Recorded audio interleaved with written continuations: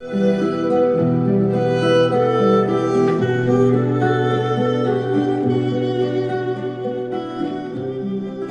азизон, ба барномаи мо имрӯз модаре муроҷиат карда ки ниёз ба маслиҳату машварати равоншинос дорад.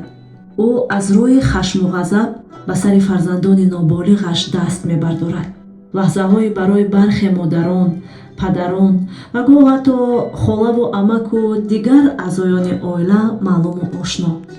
хеле лаҳзаҳои дарднок аст вақте ба сари як мӯъҷизаи илоҳӣ ки ҳанӯз хеле кӯчак асту як ҷисми наҳифу нозук дорад, наздиктарин шахсонаш даст мебардоранд ва таҳдиду таҳқираш мекунанд.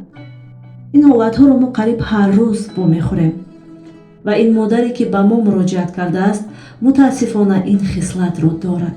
албатта барои бовариву эътиқоду дарки хато ба ин бону сипос мегӯему номашро иброз намедорем, вале шумо низ агар гоҳу ногоҳ ба сари фарзанди худ даст мебардоред, пас бишнавед аз равоншинос ки ин ҳолат чӣ оқибатҳое дорад ва барои рушди шахсияти як инсони комил то чӣ андоза зарар мерасонад.